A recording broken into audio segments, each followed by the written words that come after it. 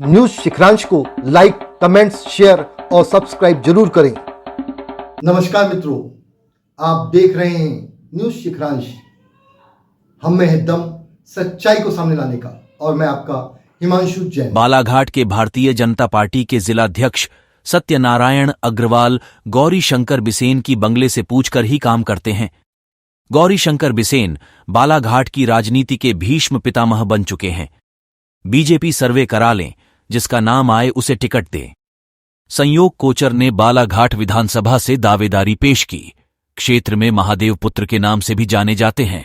संयोग कोचर, जिनका आभा मंडल कुछ इस तरह का है कि लोग अपने आप ही इसे अट्रैक्ट होते जाते हैं।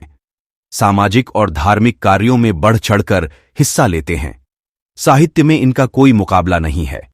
राजनीति के अच्छे जानकार हैं। ऐसे युवा पर भारतीय जनता पार्टी सर्वे के आधार पर ही दाव क्यों नहीं खेलती, यह बात समझ से परे है। हर कार्यकर्ता का हक है कि वो अपने काम को रखे। अब जितने साल उसने जो काम किया है वो ग्राउंड जीरो से अपनी रिपोर्ट रखे कि भाई मैंने ये किया है इन 25-30 सालों में, वो दिखना चाहिए। विरोध किसी का नहीं है। लगभग कितने सालों से मेहनत कर रहे हैं आप बालाघाट विधानसभा में? मैं जब से पैदा हुआ हूँ तब से, क्योंकि संघ से मेरे चाचा भी चुनाव लड़ चुके हैं और शायद गौरी शंकर जी उस समय मेरे बड़े पिताजी के साथ थे।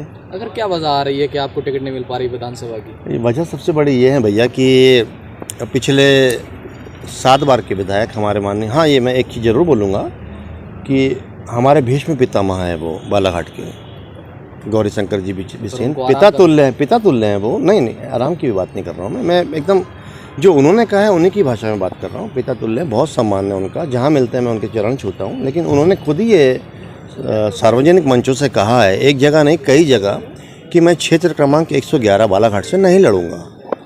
उन्होंने कहा है तब हम लोग आगे बढ़े हैं, क्योंकि हम भी युवा हैं, हम भी कुछ करना चाहते हैं। राजनीति मेरा व्यापार नहीं है और ना ही पैसे उगाही का कोई गोरख धंधा, क्योंकि मेरे पास खुद है। इन हाथों में बहुत वज़न है, इन हाथों में बहुत ताकत है कि मेरे छोटे मोटे काम हैं और कुछ काम मेरे दिल्ली में भी हैं जहाँ चल रहे हैं।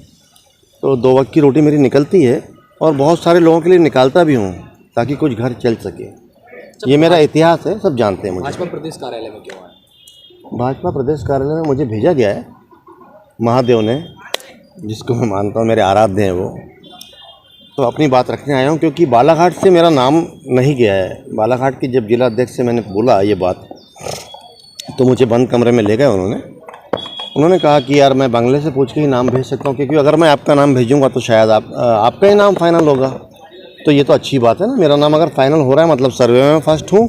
आपको भी लग रहा है ये बात, जिलाध्यक्ष जी को भी लग रहा है कि मैं जीत जाऊँगा चुनाव, और मैं नहीं लड़ रहा हूँ चुनाव। सबसे बड़ी बात तो ये है, मेरे बालाघाट को इस प्रदेश ने भोपाल में खड़े होकर ये बात कर रहा हूँ मैं, भोपाल में खड़े होकर मैं दहाड़ रहा हूँ कि मेरे बालाघाट से दुर्व्यवहार हुआ है और मेरे बालाघाट को लावारिस की तरह छोड़ दिया गया है।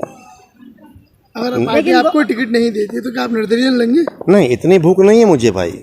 लेकिन गौरी शंकर बिसेन जी का ये कहना है कि युवाओं को मौका देना चाहिए। उनकी बेटी भी तैयारी कर रही है। हाँ, तो बेटी और मुझ में या जो जितने भी प्रत्याशी हैं वहाँ से सब में सर्वे करवाना चाहिए। अगर बेटी को भी टिकट मिलती है, मेरी बहन है छोटी वो, तो हम लोग सब तन मन धन और सबसे साथ देंगे, पार्टी को जिताएंगे हम लोग। ठीक। पार्टी के पदों से आप मैं वर्तमान में जिला उपाध्यक्ष हूँ 3 बार का।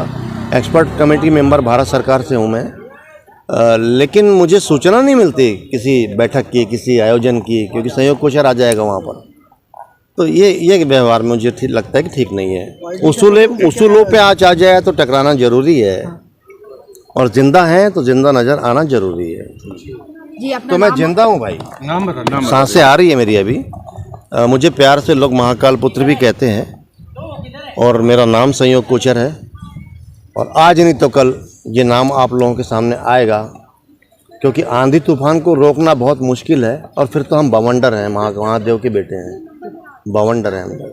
कहने का मतलब सिर्फ इतना समझ में आ रहा है कि जो आप जिलाध्यक्ष बने हैं वो पार्टी के ना होकर के जो बंगले से आदेश आता है उस आदेश का पालन करते हो, ना कि आप स्वेच्छा से करते हो। इस बात को लेकर क्या कहेंगे आप?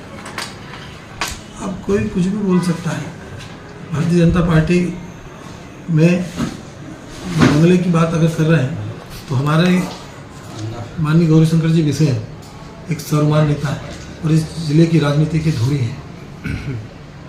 और अगर उनका सम्मान किसी बात पे रखा जाता है या उनकी बात अगर रखी जाती है तो प्रदेश नेतृत्व भी रख रहा है और केंद्र नेतृत्व भी रख रहा है। उनका सम्मान तो है ना, उनका हर विषय को सुना जाता है क्योंकि वो आज 30 साल 40 साल से राजनीति कर रहे हैं। इसका ये आशय हो गया कि मैं बंगले की सुनूंगा। अपना दृष्टिकोण है लोगों का देखने का। क्या मैं कावरे जी की नहीं सुनता?